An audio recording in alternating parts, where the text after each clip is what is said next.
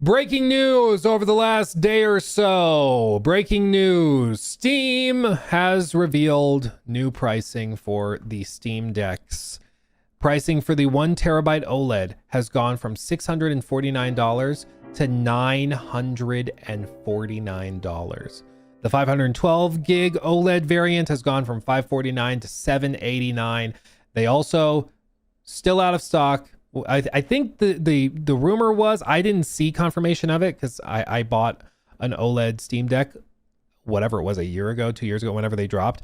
And so I haven't needed to go shopping for one, thank goodness. But some people were saying that they restocked them and then they sold out instantly again. So who knows? I think one of the operative questions around this is, number one, to what degree is this like greed versus necessity?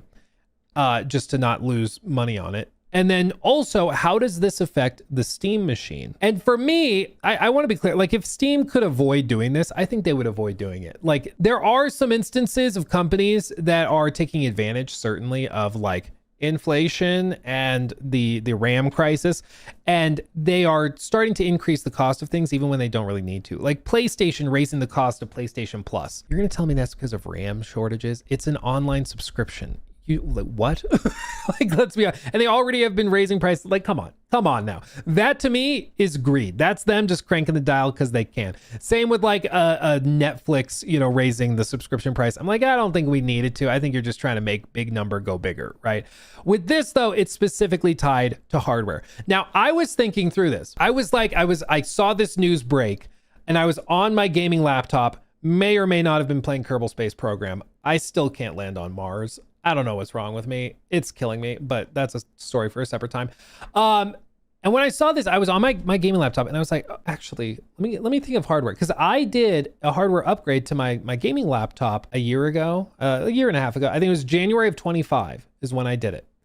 It had 16 gigs of RAM inside, but it could upgrade to 64. So I bought the little upgrade kit, swapped out the RAM to get 64 gigs on my laptop. Phenomenal upgrade. Would have recommended it. But I got to thinking, I was like, how much has RAM gone up in that time? Like, how much has it gone up? I bet I can find my receipts. So I looked up my receipts, okay? I bought 64 gigs of RAM January 14th, okay? 64 gigs, okay, this is it. January 14th. I got it for $186. I want you guys to guess in chat how much you think it costs to buy this exact same pack of RAM today. If I wanted to just reorder, buy it again, press the little buy it again button, how much do you think it would cost? How much do you think it would cost? I want to hear your guesstimations, okay? Because I was shocked when I saw. I was like, no freaking way. Okay, I see a lot of predictions real quick. A lot of predictions. 721, 800, 600, 800, 1700, 700, 500, 674, 1K, 750. 750, 799. To buy it again today would cost you, without tax, $717. The exact same pack, $717. 186 in January of 2025. $717 today. That's insane. That's outrageous. Okay. So when I see, and this is laptop RAM too. When I see stuff like this skyrocketing in price and you consider how much RAM is going up like that, honestly, I'm not that surprised. Like it's honestly like, yeah, I'm surprised it's not 2000, but the effect of it is that this no longer, I think, makes sense for 99% of people. For $1,000, you can get an ROG Ally X until they raise the price of that. And it's going to perform better than the Steam Deck. I personally like the feel of the Steam Deck more, but to each their own. But like, this just doesn't make sense anymore. And that's where we're getting, is that it's like a lot of this hardware just doesn't make sense to buy. Honestly, if you can go buy refurbished, buy used, do something like that. I was able to get like a Switch 2 used because a college student wanted to sell it because I live like next to a couple college campuses. And you never know what you'll find. Like a college student that bought one of these things when it was cheap, just wants to sell it, flip it into something else. You might be able to find somebody like that who's like got an OLED, and maybe they're only going to ask you to pay $700 for it.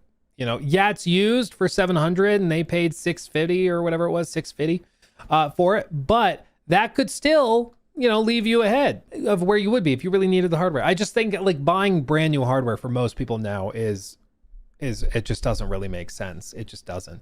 But that brings us to the second question, because I think a lot of this is born out of necessity. They don't want to lose $500 or $400 or $300 on every console sold. So instead of losing money, they're just going to price it where they basically break even, or maybe have like a 10% margin or something and call it good there. I also think they are not manufacturing many of these at all, because they know not many people are going to buy this. So these things are going to, like when they come into stock, they'll go out of stock super fast, because the people who have enough expendable income to buy one of these are going to buy it. It's going to instantly sell out. That it's going to create like a sense of scarcity, and it's just going to make them even more in demand. But that brings us to the question of how does this affect the Steam Machine? Because as you guys know, the Steam Machine was announced when it was showcased by a number of YouTubers and people that went to try it. When a bunch of YouTubers went and saw it, they went and tried out different games on it. It's honestly bigger than I was expecting it to be. I've always pictured it in my head as like a bit like 4 or 5 inch. I didn't expect it to be that big. But when a bunch of YouTubers went out to try it, they talked to a bunch of people at Valve who were running the event. And those people at Valve were like not allowed to say how much it cost. Of course, they couldn't say or discuss anything like that. But they, I think Linus was one of the people that said, "Yeah, I hope you guys are gonna be able to get this around console pricing. You know, subsidize it down to that." Because I think he said anything more than console pricing, which at the time was like $500 to $600 USD. He's like, anything more than that, I don't think is gonna go over too well. And apparently everybody at Valve just kind of went and didn't really say anything. Which, you know, hold on. Where'd it go? It's been a minute since I broke out this bad boy. That's what we call a red flag. That's not great. It's not great. And I think that the sentiment is accurate, that if this is priced like over $1,000, I don't think that works. Because as for its specific performance, we're not exactly sure where it lands. Some people are saying that it lands certainly above a Steam Machine, but probably around Series S is what you'll get for most games. And that's, again, I'm not like an engineer. I'm not going to pretend like I know. I'm just saying what I've heard people way smarter than me describe it as in terms of power. It's not on the level of a PS5 or Series X or certainly one of the Pro variants. It's probably in line with like a bit more powerful than the Series S, but not quite to like a Series X. With like FSR and stuff like that and optimizations there, you might be able to get it performing at, you know, resolutions and frame rates similar to a PS5, but that's kind of the ballpark we're talking. They have not announced pricing yet though, probably because the pricing news that they have to share could either change very quickly if prices skyrocket again, or it's such bad news that they are waiting until maybe there's good news and it becomes more affordable and RAM becomes cheaper and stuff like that. But there was an interesting thing that went out over the weekend. A guy named Brad Lynch, who it's my understanding is like a developer that works with VR specifically. If anybody is more familiar with him and his background, please share. But apparently he's somebody in the know that has interacted with Steam specifically over the VR headset that they're doing. He said, quote, "Take this with a grain of salt because it was just whispers in my ear. But back when I was told a figure for what Valve's estimated price they'd have to set for the starting price of the Steam Machine, it was still higher than today's Steam Deck prices, which is after the price hikes." And that was 2 months ago. So 2 months ago, they told him, or he was hearing through the grapevine, that the Steam Machine was going to be more expensive than this price. And that was 2 months ago. So if it has like a 512 variant, like it's more expensive than that, 1 terabyte, more expensive than that. And that was 2 months ago. Prices have only gone up in a lot of cases. I don't think they've gone down in the last 2 months. Not yet, at least. So based on what he's describing, you're saying he's an OG, definitely legit. Based on what he's describing, if this is true, that 2 months ago they were saying that it was more expensive than even these prices is what they were expecting. There's no shot that this thing is less than 1,000. Like, I think that this thing is, you know, like with or without a controller, the original plan was to have a controller in the box. Maybe that's how they get around it, is that they lower the price by $80 and get rid of the controller. And you have to buy it separately. Maybe that's what they do. I don't know, man. Crying as a Canadian. Yeah, for Canadians, this is probably like 2,000. For Australians, this is probably like 15 grand. It's like a full-on kidney. I don't see a world in which this thing launches for under 1,000. And frankly, the Steam Machine, like again, if we think hypothetically Series S, like a little more powerful than the Series S, a little less than a PS5, for $1,000, maybe even 1,100. Like, I'm a YouTuber. I love spending money frivolously on things I don't need. Look at all my Lego sets in this studio. Obviously, I love wasting money. And even I am like, I don't think that makes sense. I don't think that makes sense. You know? And so there is a non-zero chance that Steam or Valve just puts this on pause, you know? Like the pricing doesn't make sense. We're going to announce it at $1,100. That's what we would need to not lose tons of money on it. And we're going to sell 35 units. That just doesn't make sense. I don't know how many they've manufactured at this point. That's also a big question mark. We don't really know. We know that they manufactured a lot of controllers. Well, actually not as many as you would think. I think the original order was roughly like 25,000 units for that. Valve received tons of new shipment of Steam controllers. This is back. Also Brad Lynch said on X, Valve received its first large quantity of imports from wireless PC controller in the last week. So you can see all of these manifests for shipping and imports are publicly available. You can see what's moving, and you can see right here the total weight is also accounted for what they shipped. And this is basically one gigantic shipping container or a few shipping containers of just controllers that they shipped across the ocean. So you can see they have a total weight estimating that, and you can kind of break down based on that how many individual units there were. Based on all of the shipments that came in around launch, they estimated that they maybe manufactured like 20 to 40,000 units, which is not actually very many when you consider how many they could have sold if they didn't go out of stock instantaneously. So it's just fascinating to see how they're juggling this, but I wouldn't be surprised if they're not manufacturing the Steam Machine, because at a certain price, it's not going to sell well at all. They will just be sitting on inventory, but they paid $800 a unit for the inventory. So if they're not going to sell through it, it doesn't make sense to manufacture it at that price point. Just sit on the design, sit on it until prices go down, and then it makes more sense.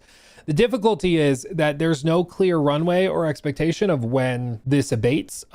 There is expected to be a pretty significant alleviation of these pricing pressures in 2028. There's going to be some new fabs that come online, and a good number of the orders for these big data centers will be cleared out by then. So there's potential that costs lower, but all of these things are on massive timetables. And so there's just no easy, quick solution. You know, there's not an easy solution. The only way to fix it is either by having a lot more manufacturing capacity, which doesn't seem to be happening quickly. Even if orders are canceled, even if all that stuff is canceled and stuff is rearranged, orders are shrunk and all of that, which is happening, that still takes a year for them to get through the current order set that they have that was put in place, you know, when the AI boom was at its peak. So there's just no easy fix. And you can't exactly manufacture and build out a RAM and memory fab quickly. It's not something you can just do, you know, it doesn't work that way. So prices are high because of data centers, because of a lot of things. It's a mixture of inflationary pressures. It's a mixture of that with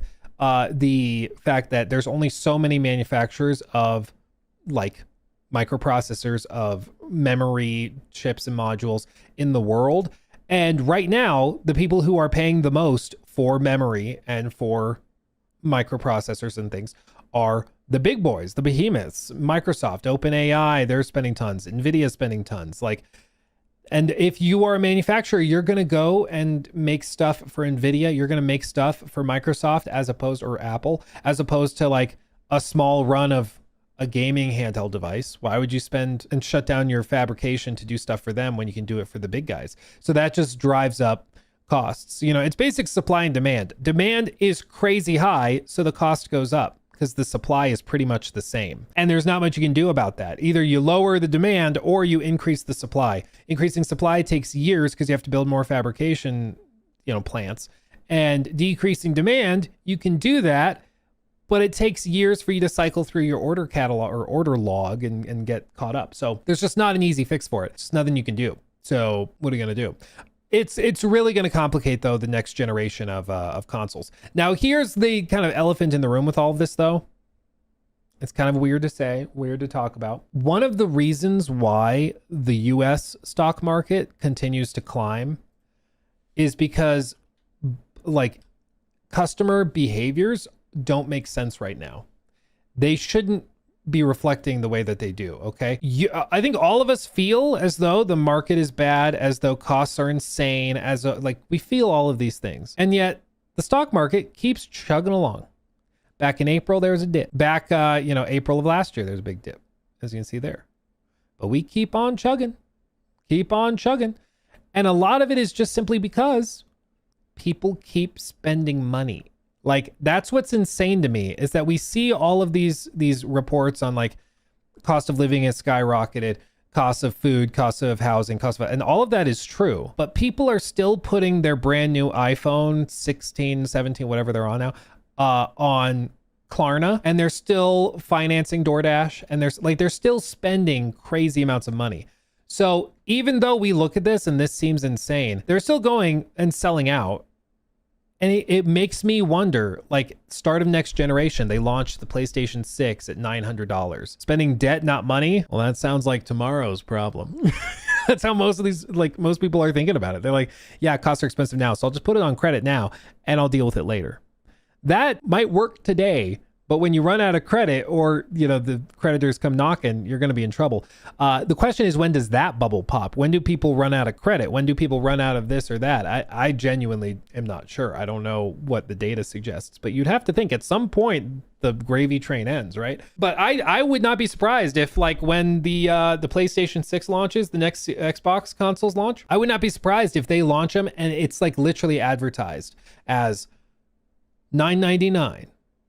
Or $59.99 per month, available with 0% 24-month financing or something like that. I think they're basically going to start advertising these things like they do cell phones, because they're like, okay, people are buying a new cell phone every year to 2 years because they finance it over 24 months. And then they're like, ooh, I can get an upgrade. You're not getting an upgrade. They're just allowing you to borrow more money. But it feels like you're getting an upgrade because you can get a new phone without having to pay out of pocket a big chunk of change. You're just actually paying it over the next 2 years. But I think they're going to start trying to push to finance game consoles, gaming hardware all over the place. And to be clear, I don't like that. You shouldn't finance game consoles. If you can't afford a game console, that is okay. Just don't buy it right now. Wait, But I think the big thing is the company doesn't care. They're like, hey, if you bought it, you bought it. They don't care. So I think that's going to be the big push for next generation. I think one of the ways they're going to do it is they're just looking at cell phones. How is Apple still selling millions by millions by millions of iPhones every single year? It's because they let you finance it. They let you put it on a payment plan, and a lot of people, probably the vast majority of people, do it. Of everybody I know, I don't know anybody who buys their phones outright. I mean, I do, because I like to trade phones, and you can't trade a phone, you're paying down. So I buy my phones outright, but I don't know anybody else that does that. Like, I think a lot of people just put it on the financing plan. Raise his hand. I buy my phone outright. See, I knew I liked you guys. I'm glad to hear. There's a lot of people in chat right now. They're just, and it's okay. Okay. It's okay. It's kind of how it works nowadays. And if that's, the difference is with a phone in the modern marketplace, you kind of need a phone to exist in society. Let's be real. Like, you just kind of do. Like, even a lot of jobs, they're using you have to use your phone to clock in. You have to, I get it. You need a phone. You might not need the 18 Pro Max, whatever, but not everybody's buying those. So I get it. You're not a bad person because you financed a phone. My point is, I think those same tactics that they're using for something you probably need, like a phone, they're going to start to use on a lot of stuff that you don't need, you know? A lot of it. A lot of it. One phone lasts 6 years. Yeah, that's a good lifespan for a phone, yeah. Like 5 to 6 years, I think is a really good lifespan for a phone. And if you're willing to do like repairs and stuff, that's great. They'll just down throttle it. So it starts running like crap, and then like stop doing software support, and they'll do other stuff like, you know, they update the whatever YouTube app, and all of a sudden videos don't play properly and stutter all the time. So they kind of push you conveniently to get a new one that way. But yeah. Anyway, my 2019 phone is still working fine. It's good to hear you took care of it. That's awesome. That's awesome. Hell yeah. So anyway, long story short, everything's expensive now. Everything sucks, and it's not going to change anytime soon. I encourage you. I love the Steam Deck OLED. Don't. It's literally not worth that price. Get a used one, get a refurbished one. After the first day, when it doesn't come in the shiny box, you'll forget that it was used or refurbished. Like, it works just fine. It'll be great. Okay. Just do it that way. Used and refurbished hardware is awesome. It works just fine. Okay. That's what I would recommend. Old price, well, they were sold out. That's like, if you could have bought one of these at this price a week ago, yeah, that's a decent deal. I think it's still expensive, but yeah, I think it made sense, but they were all sold out forever, like for months and months and months. At $649, it's a premium product, but I think a solid one. Especially the display is awesome. The display's way better than a lot of other handhelds. For $949, it's like, I don't know, man. That's steep. Because what's the Legion Go 2 at now? I don't know. I think it's all. Oh God. Okay. That's a 2 terabyte model. I saw $2849. It's like, oh my God, I should sell mine. But no, that's for the 2 terabyte variant. Okay. But they're saying Lenovo Store is running 25% discount on the Go 2, setting the 1 terabyte down to $1,200. Like, for $1,000, save up an extra $200, wait for this to become available and go back in stock and buy this. Like, for real. I love the Legion Go 2. It's awesome. Just save $200. If you have $1,000 to spend on a handheld, this has like the detachable controllers. The display's way bigger. It's way more powerful than the Steam machine is, or the Steam Deck is. So if you're already wanting to spend $1,000 on a handheld, save $200 more and get this. Okay. It's still really expensive, but just wait. Windows though, some people are able to get it running on SteamOS. So you can do that. And they are, I don't know if they've officially launched it yet, but they are going to be doing a Legion Go 2 that comes with SteamOS installed. So they already have the Legion Go or Legion, whatever the other one is that they make that has SteamOS on it. So you can do it that way. Did I do it? No, I'm hella scared to do something like that. Because if you do it wrong, bye machine. Like, it's screwed. So I've not tried to install SteamOS on it. I'll wait for like official support and then I'll probably do it. But I think the tricky thing is for this device specifically are the controllers. The controllers have very specific firmware to make them work, detach, be able to use them wirelessly, and like it works great on like a plane because you can set it up on the tray in front of you, detach the controllers, and then like lean back and just do it that way, like a switch. It's awesome. Like, this thing is powerful enough you can play Crimson Desert on it. It's fantastic. It's awesome. But it needs specific hardware or firmware. So until I am 1000% sure it will work with SteamOS, for me specifically, with every feature still working, I don't want to risk it.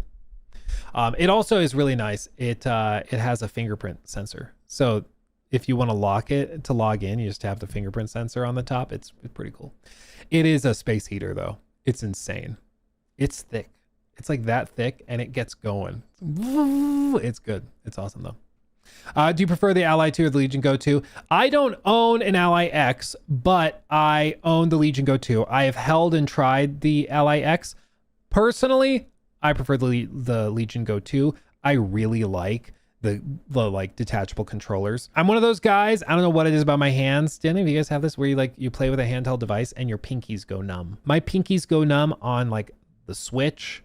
It'll go numb on the Steam machine or Steam Deck also. Even the Legion Go 2 to a lesser extent, it's a little chonkier, so it works better for my hands.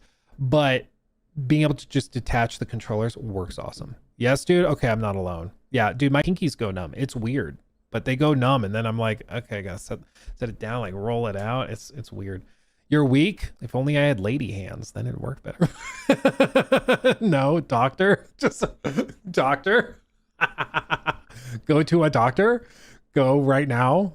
Get help. Yeah, maybe I do. Just like, fix me, doctor. They go numb when I'm playing games. Yeah, my wrists hurt, my elbows go tingly after like an hour. I think what it is that when I'm holding like the device, I put my pinkies on the bottom to like hold the weight of it. And so when I'm playing for a while in like this position, it just eventually tweaks them. But with the Legion Go 2, it's chunky enough that like all my fingers are on the back. So it doesn't do that. Moldy joints, that would make sense. Yeah, that could be it. We solved it. Doctor, fix me. I've been told I have moldy joints. I need some help. Also do this with phones.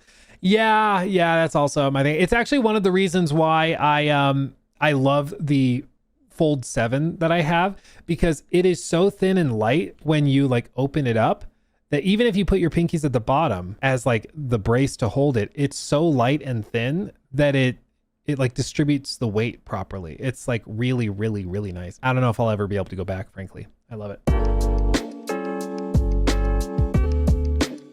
He took my thing.